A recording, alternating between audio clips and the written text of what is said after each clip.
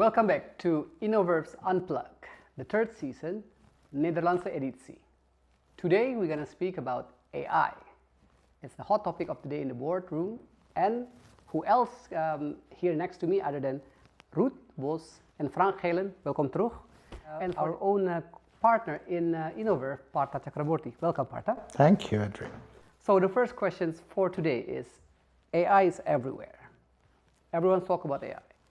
In large Dutch enterprise, Ruud and Frank, and I'll come to you, Partha, are we really embedding AI at scale in many companies?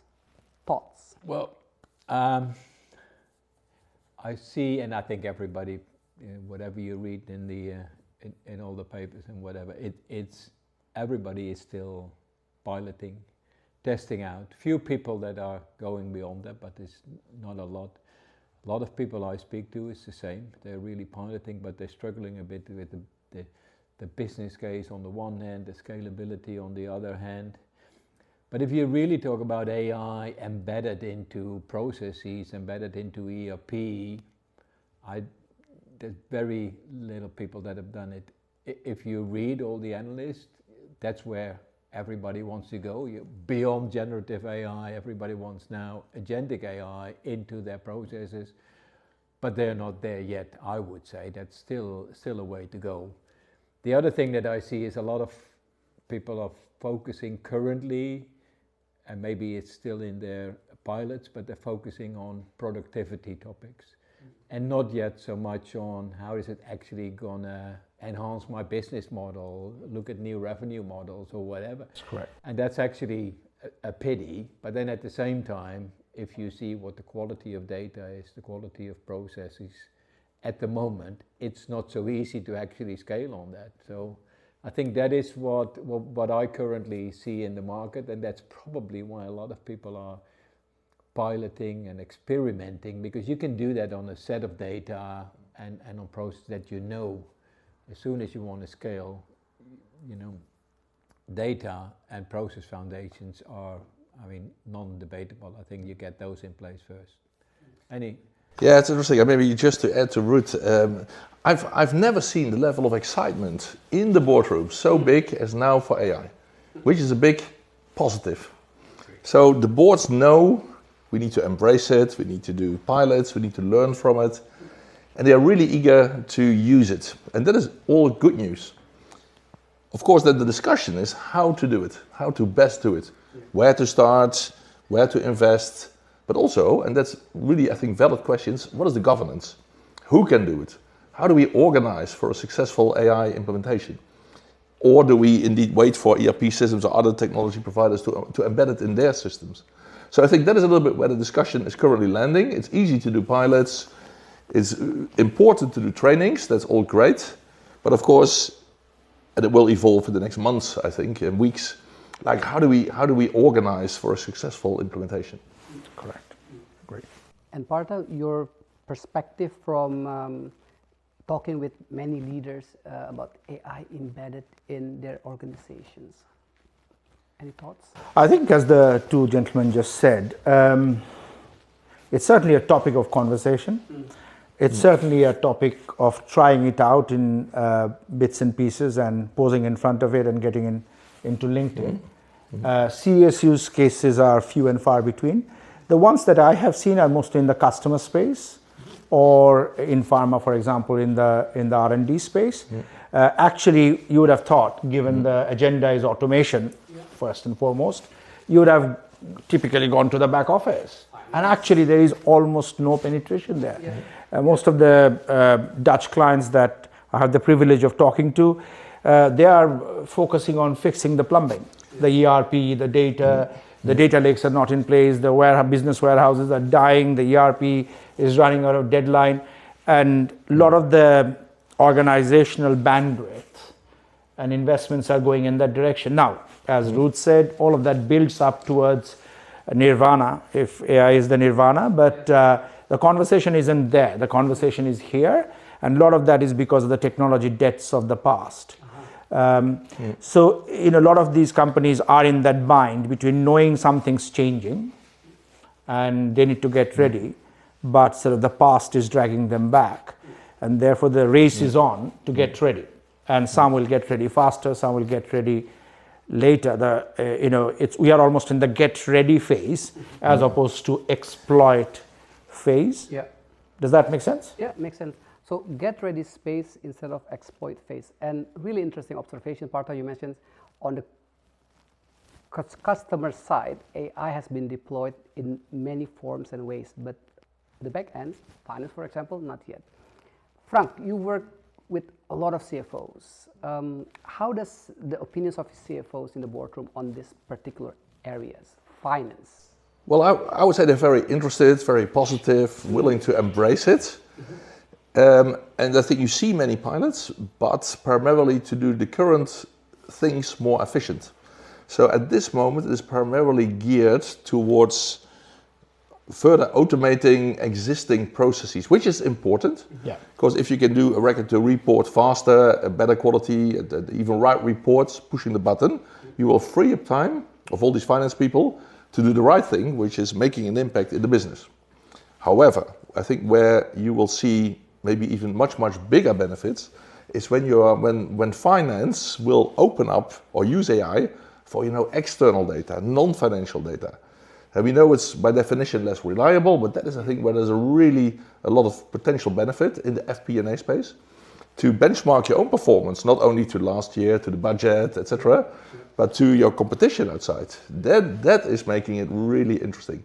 So I think that will be one of the next really areas where AI will bring lots of benefits. And Frank, sorry. But that's where I think it's as we said, it's a lot around productivity on existing areas or chatbots on the customer service, of course. But for instance, if you can really deploy, and I'm more of a supply chain guy than a finance guy, but if you can deploy your inventory much better, so you're actually able to sell more, you'll address the top line with AI, and that's where it's going to be interesting, I think, because that's where you're going to make the real business, in my view. But yeah, I mean, I was just reflecting on what Frank said. I mean, we've most finance, not just finance, but most back office functions have spent the last 2 decades centralizing, driving efficiency, doing shared services and all that. Yeah. Sort of this promise of, call it payables and receivables agents, AI agents, almost joining as a digital workforce to supplement. Do you think that will have an impact in the shared services space, for example? Absolutely, because increasingly a big part of finance is basically all the tasks are performed in a shared service center or a GBS center. So I think that's why I sometimes call with a bit of a smile, the GBS centers or shared service centers are the most sexy parts of finance because, and these people also love it, Traditionally it was seen a little bit as, if you are sent to a shared service center, it's not good. Yeah. But I tell you, it's great to go to a shared service center because that's where the innovation is happening. The huge companies have already a large chunk of their workforce in a GBS center, in a shared service center. No matter what the location is, but that's where top quality people are working. That's where a lot of innovation, including AI, is taking place. So I'm a big fan of these centers. Yeah. And I've just seen, I don't know about you, Frank, a lot of organizations think about almost reversing the outsourcing of it and bringing it in-house. Yeah, also. Is that, I mean, in India, for example, I was reading that these global competency centers, the GCC wave, not just in finance, but generally for IT and HR and indirect procurement, has grown to an extent that more Indian workers have joined those in-house GCCs in the last 12 months than joining the traditional Indian powerhouses. So organizations are massively pulling back, and that might also be because AI is now meaning that they need to do in-house capability building. Would you agree, or? I see a different pattern for many different companies. So on the one hand, big companies are increasingly shifting to shared service centers and then afterwards outsourcing it to third parties. That is one trend. But there's also the opposite trend, indeed, to your point. You call it reshoring or nearshoring, where companies are pulling back work from an outsourced provider, putting it back in-house. And it has to do with geopolitics, with de-risking the business, reducing costs, but first and foremost also develop new talent, having more control about the innovation. So I'm not sure there is one way that is dominant. So I see different moves, people basically. trying different Yeah. things. So very interesting, Frank. So and I've seen that as Partha is saying as well. So the captives in India are growing. People are, what they've outsourced are bringing back into their own organization, but still in those offshore locations. Do you also see companies bringing it back to onshore? Absolutely. For example, in the US, for partly political reasons, but also, the salary levels, the cost in the US are actually pretty low, where India is becoming more expensive. So it's one example. So I would say it's difficult because ultimately I believe enabling functions like finance will increasingly be outsourced. That must be cheaper, better, more innovative, etc. On the other hand, you see that it's so important to develop your talent, to keep control over a critical function that sometimes you need to pull it back. Yeah, interesting. Yeah. Now, I have one quotation here, something that I heard in the industry of recent. AI was expected to reduce workload. That's the expectations. However, some teams, finance, back office, mentioned that they actually work longer hours because more validations, more corrections, sometimes even oversight of the output that AI produces. So Partha, and of course the other two gentlemen can add, is this just a temporary adjustment phase where we are with regards of AI maturity, etc.? Or does AI actually creating different complexity for many of these big organizations? Your thoughts? A bit of both, right? I mean, what do Gartner call it? The cycle of hype with any new technology, right? Exactly. It's the peak of excitement, if I remember correctly, and then trough of disillusionment, and then there is sort of a secular enlightenment of growth. So I think we've sort of gone to, since ChatGPT came out over the last 2.5, 3 years, we've gone to AI can solve all problems. And then I think lots of businesses are coming to the conclusion it is absolutely the biggest game changer technology that we've had in our lifetime, no question. But is it still there to solve all problems? No. And if you apply it on the wrong things and on the wrong data, on broken processes, actually it can create chaos at scale, right? And I have seen a few instances where you've used AI-based recommendation engines with tolerance levels to unblock orders, move around inventory, and really the queue for human intervention has gone up rather than down. And very often the humans coming post facto and debugging, right, what the machine has suggested. Now, I think it's part of a learning process as opposed to a foundational problem with AI. I mean, let's be honest, AI as we consume in day-to-day life largely is a 3-year-old child, right? If AI was a child. If you really look at business AI, and you don't count the what do you call it, the chatbots and the robotic automation, it's probably even less than 3 years, right? So we are in the very early stages of learning how to use tech, and like any other technology, it will take its time to grow roots. It's harder in brick and mortar organizations, while if you have a purely digital business model, I mean, think of the famous examples, whether it's a Uber or a Airbnb or whatever, its application is easier because the models are more harmonized, the data is more centralized. In brick and mortar organizations, AI is only as effective as the data sources it works on and the people who use it.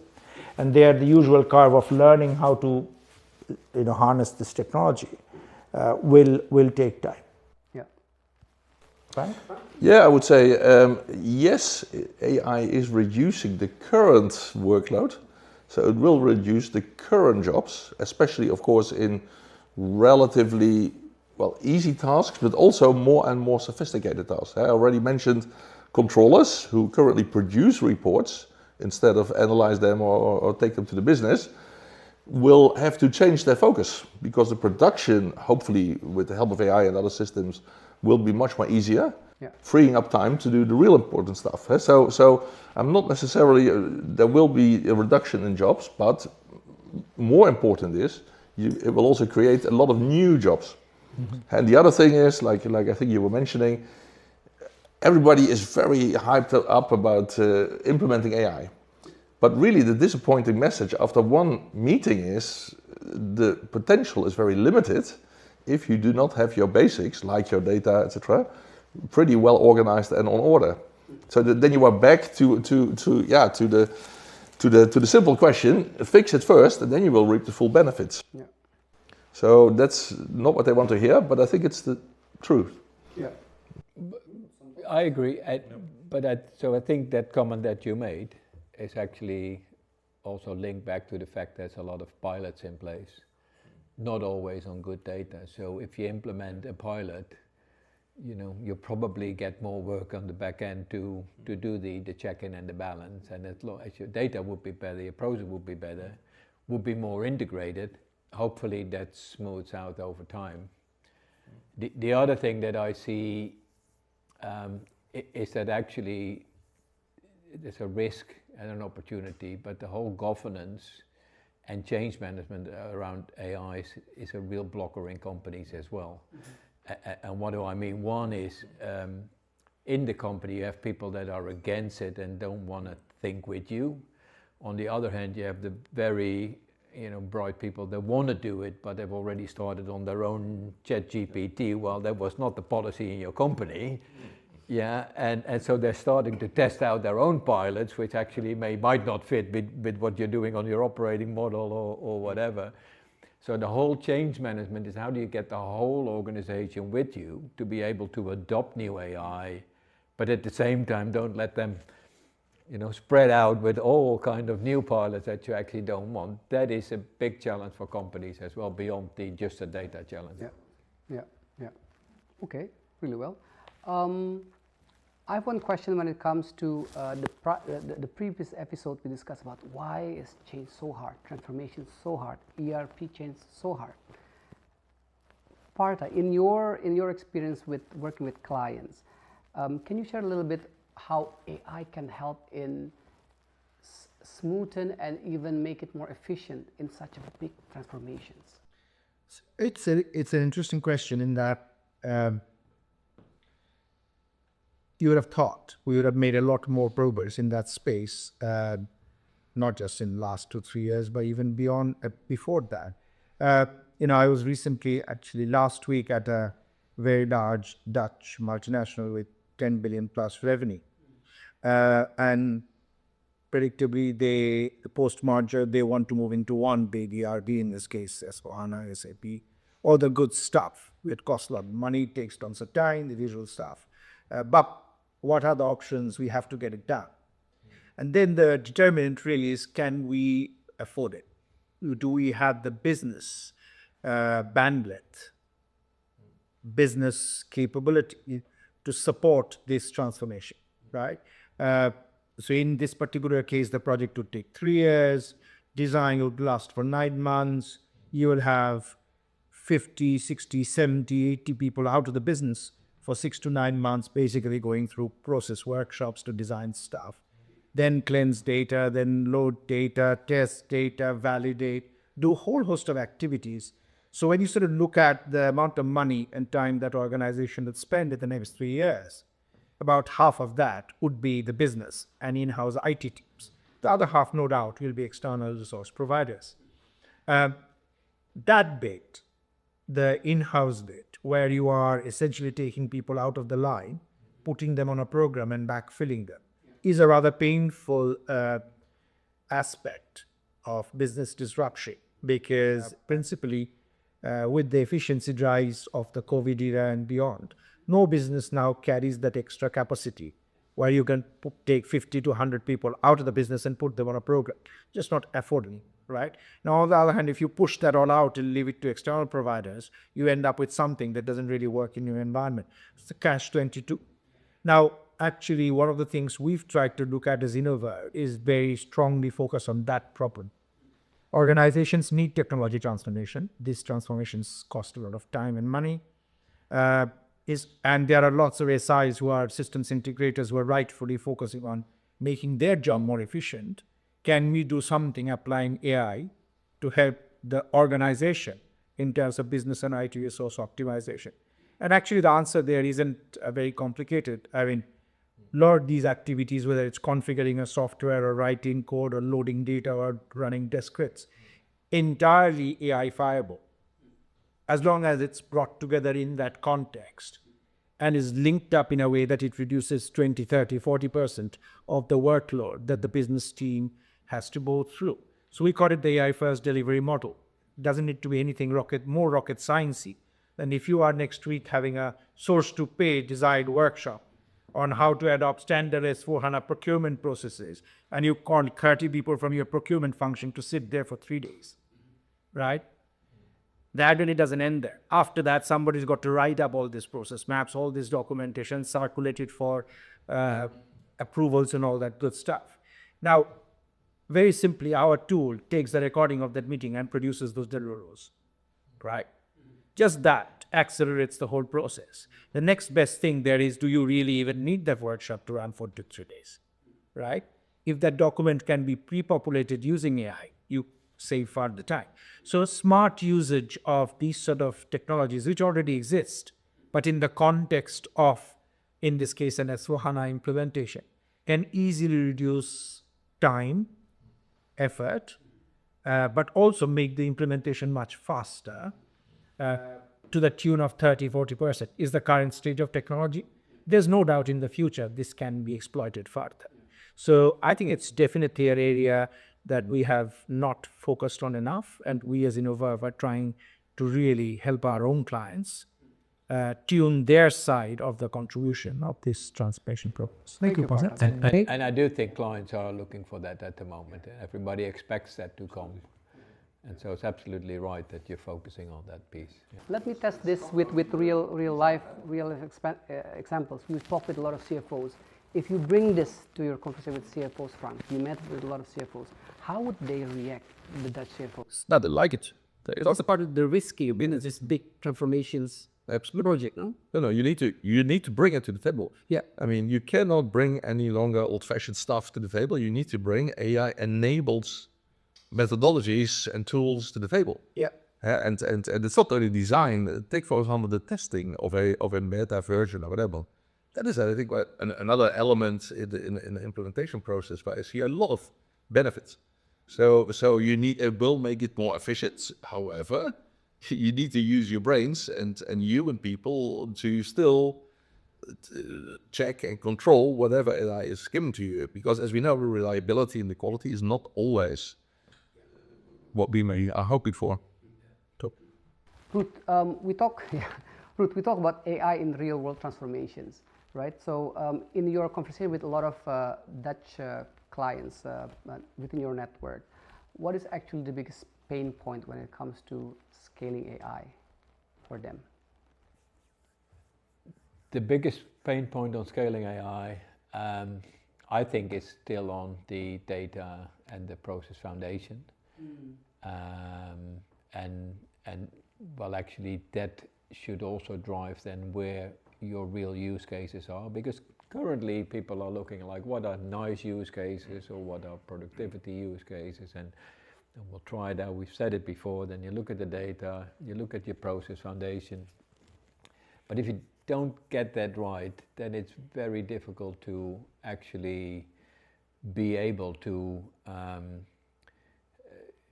to get the new AI tools. The other thing is the whole architecture piece, yeah? Because if you're still on old architecture, it's quite difficult to link in, integrate these new AI tools. I mean, there's, well, if you can look at the charts, but there's so many AI tools. One is, which one do you use? But then secondly, are you able to integrate these things in your current architecture? And I think that's where there's a challenge between the current old architecture. And I mean, a lot of Dutch companies, as example, the large multinationals, they have still old applications, new applications. Are they linked in? Yeah, they are, interfaced, but they can't real time take data from anywhere and then make sure you feed that into an AI tool and have it work on the spot.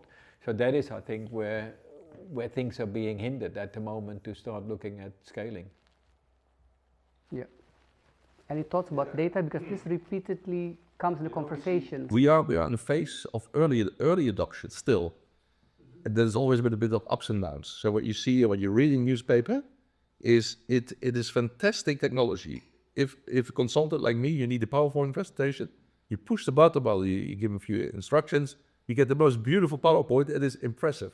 Lawyers are using it, as we read in the newspaper, etc. However, clients do expect a different output. They want you to use AI, but not only AI. So if you as a consultant charge 100,000 euros for an AI-generated PowerPoint, they will not be happy. So it needs, like always, the combination of new technology and smart people to make the best output. And that's, I think, what we are still learning how to do it, but it will always be both. You need to learn how to best use it. I think that's where, I mean, students, my kids in university everywhere, they are using this big time. But, and actually teachers, so in the beginning, 2-3 years ago, they were stressing out like, hey, this can't be possible. How can we judge if students are really performing well? Now they already realized we expect them to use AI because it's part of life. You need to use it. So you need to use it, but of course you need to have some safeguards and checks and balances in place. But again, it's the combination of new technology and how to use it. And that's a real interesting journey and challenge and learning experience. It's very exciting. Yeah. You mentioned about governance, guardrails. This is also some of the topics that's being discussed in the board, also on an executive level, that who's actually accountable for AI, how we make sure that's governed within the company's guardrails. Do you have 1 or 2 examples of best practice in this area, how companies put strong governance on their AI enterprise-wide implementations? Well, I would say it is not necessarily different from other implementations. So we had a few years ago RPA. Yeah. I don't want to go back in history, but it was pretty useful, but you need to put the governance in place. And that's also where I see a role for finance. So I think the finance function, and okay, I'm biased, I'm a finance guy, so I'm absolutely biased. However, we as finance developed over hundreds of years definitions, standard chartered accounts, consolidation systems, IFRS, even accountants in place to check it all. And I think finance needs to step up to say, hey, we kind of govern algorithms, software. To some extent, you cannot really do everything, but I think that could potentially be a widening role for the finance function. And independence, they can, I think, really check and control all these algorithms and software together with other parts of the business, of course. But yeah, see, if you look at, really depends on where you are in terms of the AI journey. So what started as a journey for, call it automation, RPIs, bots, etc., automate tasks.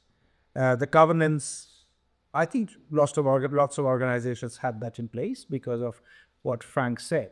Then you sort of get to the next layer, which is, call it augmented decision making, almost like steps in the AI journey. First step, automation. Second step, augmented decision making. There are very large consumer companies headquartered here who've used AI. The same AI that recommends the next music that we like on Spotify, recommendation engines, to unblock orders, to allocate inventory, allocate cash. In such cases, governance gets more interesting. Yes. So if the wrong order is unblocked and goods are shipped, even though the customer credit is not available, who's accountable? Yeah. Right? Now, lots of companies set thresholds, the early adopters, that look, if the order value is beyond this or below this, let us go and unblock it, right? And if it's beyond that, it needs a human intervention. Now that's governance, that's policy. Yes. Right? So to get augmented decision making, even if there are micro decisions in your own processes, you need your policies to be refreshed. You need to be very clear on the delegation of authority. Who's allowed to do what? What is, as part of the delegation of authority, what is the machine allowed to do, right? Now you get to the next level. It's very interesting, which is obviously the generation we are in, which is generative, right? The famous ChatGPT and everything that is happening in generative AI. Largely, the impact has been on professional services and related tasks, right? But I think the most profound impact after a period of stability will be the user engagement model, right? The ability of business applications to really talk to a human being, understand where the thinking is, and based on the questions and the contexts and the prompts being given, to basically synthesize analysis and automatically therefore guide you on making decisions, is really the next step in the generative journey. That will then require the safeguards, because if I'm reliant on an analysis done by my in-house GPT to make a business decision, what other checks and balances do I put in place? Yes. What was the data based on which that analysis was done, etc., etc. And then, of course, we are here now in the agentic layer. And, to what extent are you able to adjust your operating model, for example, to accommodate a farm of agents doing order processing or invoice processing, right? Or running payroll, right? If they get it wrong, who's accounting? Who's the manager of the AI agent, right? So those sort of decisions haven't yet been taken. Those governances have not been put in place. We are at the starting point of that journey. So step one, automation, I think is explored. I think we are an early adopter territory for augmentation. We sort of got some guardrails, or don't use public chat GPT for us as an employee type stuff. Very preliminary here. That needs to evolve. And then, of course, as agentic makes its real impact, and you have, if indeed that happens, farms of agents trooping in to augment your workforce, how you manage them, almost had the people problem, is then the next evolution of that curve. And I don't think many organizations have yet arrived at that. Yeah. I have a question about agentic and the latest trend that everywhere in the internet, SaaS is dead. Even some statement says ERP is dead because agentic AI will be the messiah. Partha, your thoughts on that? Well, and you look at the share prices. KCB share price is down 30% in the last 6 months. I think almost every software company in the world, Salesforce, here in Netherlands, Waterscrew, I mean, you need it. Anybody who's selling proprietary software has been hit really hard.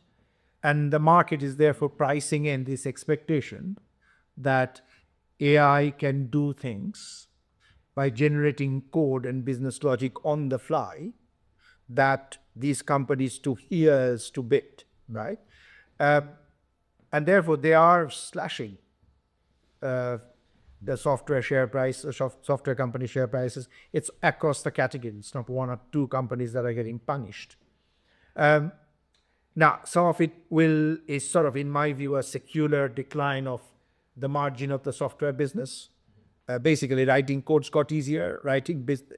Getting a machine to take business logic and convert that into a piece of software is now automatable using AI, and therefore, why would you pay somebody 70% margin, right? That's going to be a secular trend over a period of time, I think. But quite fundamental, this sort of Satya Nadella, I think, started this debate, is SaaS dead, i.e. these software giants who, over the last 10 years, basically through digital applications, cloud-based applications, have generated extremely profitable businesses. And basically, in many ways, have established monopolies in certain industries for certain applications, be it CRM or ERP. Are they dead? As an organization today looking to transform my business, should I even implement Salesforce? Should I implement SAP? Should I wait for AI to come? Now, the interesting thing is, I've been asked personally that question in the last 6 months by at least 10, 15 different companies. There's almost no poor CIO in the land who hasn't been asked that question by the board or by the execs, right? It is almost universal now. Now, what is the answer? Nobody knows the answer. Maybe they're right. Maybe in 2-3 years' time, the way technology is going, a lot of the SaaS solutions will not be required. However, the chances are, if you think one layer beyond that, why has SAP survived for such a long time? I'm not making a case for SAP or Salesforce. It's not so much the code. Yes, the code is there. but it's the business understanding, the process understanding, the data frameworks, the business logic for customer relationship management, for financial accounting, for supply chain management, inventory management. That knowledge is required, even if in the future a truck of AI agents trooping and start running your processes as an organization. Those agents need to understand the industry, the process, the contents for it to perform well. So who knows, maybe in 5 years' time, the biggest AI agent suppliers will indeed be today's SaaS providers. Maybe Workday will have the best AI agents in HR. Maybe Salesforce will have the best AI agents in CRM. Maybe SAP will have the best AI agents in supply chain. Who knows? But all I'm saying is don't write these guys off yet, because their foundational asset is not so much the millions lines of code. It is their understanding of those industries and those processes. And therefore, it is likely, but by no means certain, that they will also sooner or later figure out how to transform themselves from application providers to AI agent providers for that business context in that domain. So long answer, but I'm going around telling clients, investing in your processes, investing in your data. Yeah. But that's exactly what I agree with. And ERP, whether it's going to be here after 5 years, I still think so. But it gives you the data and process foundation and the interoperability with other people to come in, of other systems to actually come in. It looks to me like a very, very solid foundation to be actually able to accelerate on AI. Now, and the other point that you're saying, part I agree, is that they will move, SAP, Oracle, the others, they will move, Salesforce, they will move on AI themselves as well. So will the landscape be different? Yes, landscape will be different. Does it rule out those foundational ERP kind of thing? I don't think so, but I don't know. The one thing that has lasted in this business model over years is you need to make something, ship it to somewhere, and collect money for giving it to your customer. Yeah, you need a finance function. Frank loves it. You need a logistics function. Yeah. If you are in an industry and somebody understands that finance function or that manufacturing function, they will find a way to make money. Will it be today's SaaS providers? Will it be tomorrow's AI agentic firms? Who knows? But I certainly think if you are sitting on an investment case today and you're thinking, how do I fix my process? How do I fix my data? How do I get ready for AI? Then some of these investments are unavoidable. I think the real question is, how do I make it in a modular, no regret basis to the extent possible? Don't overcommit, because you know what? There might be solutions out there in 2 years' time that today nobody's heard of. So how why not start a 10-year clunky project by committing zillions upfront, but keep my options open as I keep moving forward to the extent that is possible would be the answer, and that's what we are telling the boards. I would like then to move from discussion about agentic AI replacing SaaS or ERP to agentic AI revolutionizing or change finance functions. I spoke with one of internal audit of a big Dutch company of recent, and she mentions that in the scenario where an agentic AI make decisions on which inventory to release, which credit need to be blocked or unblocked, where does lies the control? If something's wrong during that decision making by agentic AI, who will be held accountable? And that's our thinking as an internal auditor. How does my role will change in the coming, not even years, months? Frank, last questions. Where do you see the largest opportunities for finance professionals? This exciting times, uncertain, but at the same time also offer a lot of opportunities in the age of agentic AI. Your thoughts? Yeah, it's really interesting. I mean, coming from audit foes, I think the auditing is absolutely an area where the expectations are very high with the use of AI to improve the quality, improve the scope, improve the accuracy. You saw even, I think you can mention that here, that was in the news, that KPMG is pushing their own audit to reduce the price because they are expected to use AI. It's very interesting for it. So I mean, but that's also a signal. So maybe they do have a point, knowing the audit profession so well themselves. So if it's internal, external audit, but there is really interesting area. But I think coming back to your question, yes, finance, but not necessarily more than other functional areas, but especially also in finance, you have the benefits of a well-structured standard set of accounts, information backbone, and that is helping. And that is, for example, a big advantage we have in finance above HR or other functional areas where maybe the data is not so well structured, but they don't have a standard set of accounts or whatever. So that is making finance an area where the potential is very high at the moment, I think, to use AI to not only produce your numbers, but more importantly, to analyze all your numbers and outcomes, find outliers, even to write a superior analysis, very high quality, better than a human being probably can do. So that, but it's already existing. And this is nothing new. This is existing. The technology is there already since many years, by the way. And that is where I think financials really benefit to make a much more better impact in the business. So that is also what finance is a front runner, I think, in adopting AI at the moment. Excellent. Good. So that's all the time we have for today. Big thanks to our guests, the three of them. And thank you for joining us for this third season of INNOVERV Unplugged, the Nederlandse editie. If you would like to stay tuned on with digital transformations, business transformations, come to our social media page of INNOVERV. En dank jullie wel voor het kijken en tot volgende keer. Bye bye.